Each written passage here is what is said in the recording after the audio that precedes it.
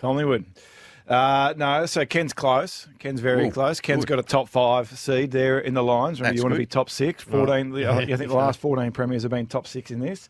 So number 1 is Gold Coast, the second best ball movement team in the competition. Don't is say it. GWS. GWS, Melbourne, Sydney, Geelong, and Brisbane. Melbourne, Sydney, Geelong, and Brisbane. Right. Top six ball movement teams, and like always, there's a reason why. Why do you say this one? There's a reason why we want to talk about it. I'll get into it a little bit more in depth after the break. But just keep in mind with the Giants. Yeah. No one has been impacted more by injuries so far this season. They're like, nowhere near the same as GWS. They've had 20 on their list. Yeah, I know. Well, I had this conversation with someone the other day. There's one thing between having people on your list and then the quality. Proper people. Yeah, and then the quality. Like, people go, can they play? I don't mean to be rude of Richmond, but have a look at Richmond's injury list. I'm like, oh, my God, yeah, okay. Oh, yeah, like, I look at GWS's injury list. It hasn't been Jack Buckley, hasn't been Taylor, hasn't been Hogan, hasn't been Cadman, hasn't been Daniels, hasn't been Bedford.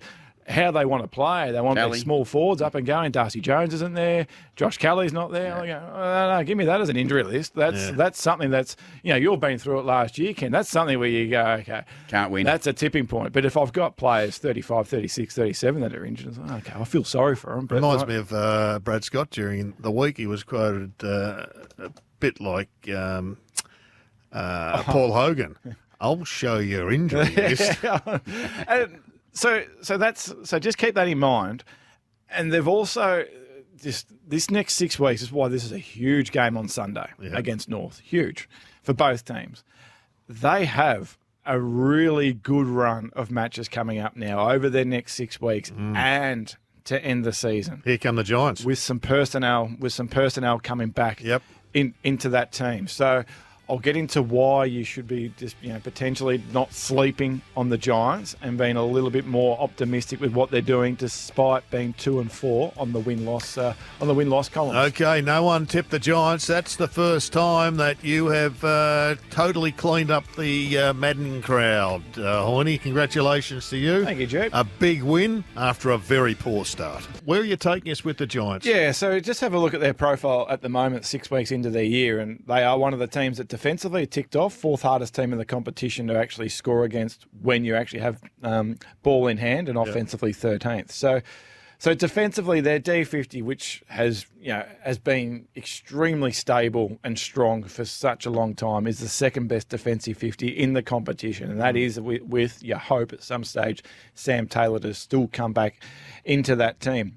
He's still 4 to 5 weeks away. It's amazing. Yeah, I know. It's a long time. State of Origin, he got hurt. Yes, he's going to miss half a season for playing that game. Yeah, that's ask him now whether they.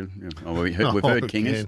We've heard Kingers say about he doesn't really like the timing of State of Origin, and I don't blame him when you. Who stepped up in his absence? Like Connor Iden continues. Well, Laverde's been a reasonable pick. Yeah, he's been a good pickup, hasn't he? Yeah, I think that's smart by the list management team and recruiting team just to go out, get a freebie like him, and he's well and truly done the job. They wouldn't have planned for Sam Taylor to be out for half the season. Good ins this week though. Hogan, Cadman, Caniglio, and Brett Daniels all back.